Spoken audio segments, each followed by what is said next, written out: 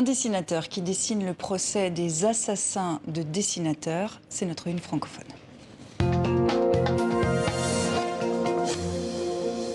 François Bouc, bonsoir. Bonsoir. Vous êtes dessinateur et scénariste de BD. Et pendant 2 mois, vous couvrez donc le procès Charlie Hebdo en tant que dessinateur de prétoire. Alors, dans cette tuerie de janvier 2015 à Paris, vous avez perdu des amis, Cabu notamment. C'est l'équipe de Charlie Hebdo qui vous a chargé d'illustrer ces audiences. Est-ce que vous avez hésité ? Non, j'ai pas hésité, parce que ça me semblait légitime de bien couvrir cet événement. C'est un procès qui vous touche particulièrement, j'imagine ?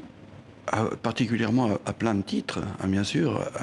Au titre d'abord amical et confraternel, parce que bien sûr beaucoup de dessinateurs étaient dans la tuerie, et des journalistes aussi.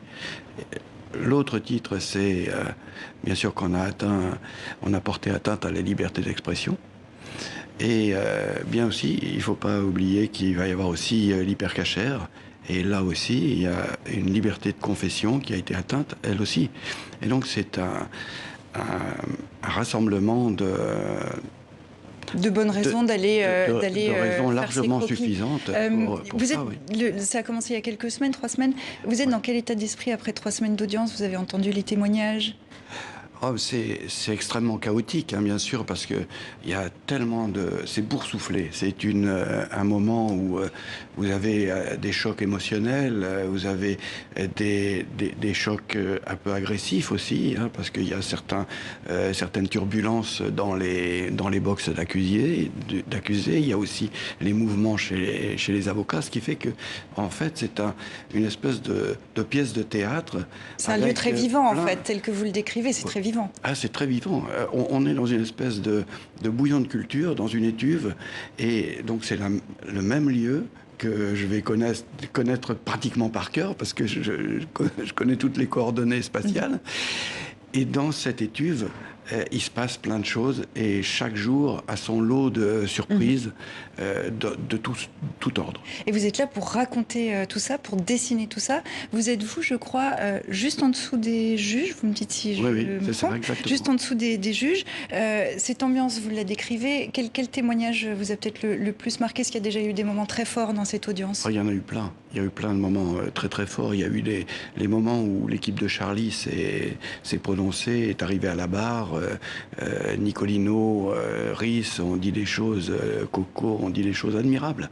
Admirables à la fois donc sur leur aspect affectif qui a été bafoué, plus que bafoué, qui a été écorché, et aussi sur ce qu'ils défendent, c'est-à-dire cette liberté d'expression, même si on peut parfois les caractériser comme des gamins turbulents parce qu'ils font des dessins et qui peuvent ressembler à des petits croquis, mais malgré tout, c'est des choses qui ont leur raison d'être et qui ont besoin d'être racontées en images. Vous aviez couvert aussi le procès DSK, vous étiez un peu penché sur le côté ubuesque, vous disiez, de l'affaire du Carlton. Là, vous dites vouloir vous concentrer sur l'aspect tragique. On loue votre goût très prononcé pour les visages, les expressions de visages, des visages très expressifs, le vôtre l'est d'ailleurs. Là, vous passez des journées d'audience à dessiner des visages couverts par un masque, puisque ce sont les conditions sanitaires. Comment vous faites passer les émotions? Parce que là, vous nous le dites avec des mots, on ressent bien que ça bouillonne. Comment vous arrivez par le dessin à faire passer ça? Eh bien, justement, j'avais beaucoup de craintes quand j'ai su que les débats seraient masqués, tous. Au début, on a eu quand même quelques débats parce qu'il y avait une espèce d'improbabilité, oui. Où on se disait peut-être qu'on en aurait, donc il y en avait qui tombaient le masque et tout ça, donc c'était assez agréable parce qu'on pouvait voir, après le masque, on voyait la véritable physionomie. Mais ce qu'on fait, alors quand il y a le masque, c'est tout le reste.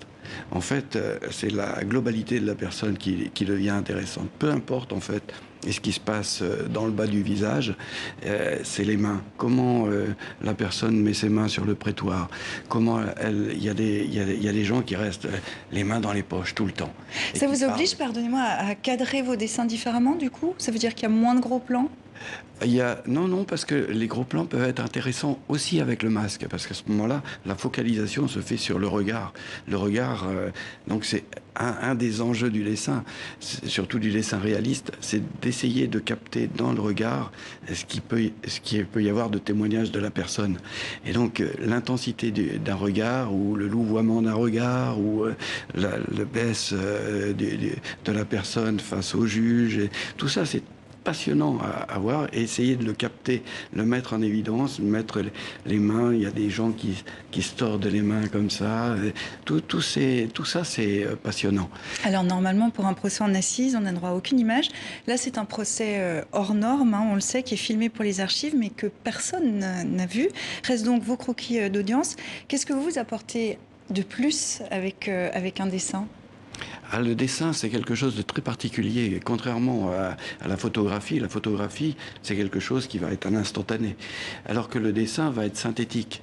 C'est-à-dire qu'il va essayer de rassembler tout ce qu'on a pu voir de la personne en quelques minutes. On va essayer de le rassembler en un seul dessin. Il y a un phénomène de concentration de la personne par le dessin, et en même temps aussi, bien sûr, une interprétation, parce que les traits ne sont pas tous les traits de la personne. C'est des traits qui ont été sélectionnés pour elle. C'est un travail de mémoire que vous faites là ? Vous voyez les choses comme ça ? J'essaye, vous savez, c'est une ambition. J'essaye de faire au mieux le travail qu'on m'a demandé, mais un travail de témoignage, bien sûr, et aussi pour tout ce que ça soulève comme problème, ce qu'on a évoqué tout à l'heure en débutant. Tous ces sujets-là sont des sujets cruciaux pour nous, pour notre pays, pour la démocratie. Et ça va devenir un livre d'un mot rapide. À quoi ça va ressembler ? Alors, je ne sais pas encore. Vous viendrez nous en reparler, alors. En fait, oui, volontiers. Je travaille avec Yannick Enel, qui est le romancier qui fait les textes. Et donc, on se parle. Et au fur et à mesure, l'équipe de Charlie est en train de fabriquer le livre qui devrait sortir au terme du procès. Et on vous attend ici pour le présenter. Je signale aussi que vous avez une rentrée chargée, puisque vous publiez votre nouvel album, New York Cannibals, avec votre complice, le romancier américain Jérôme Charine. Merci beaucoup d'être venu nous voir. À très bientôt. Merci.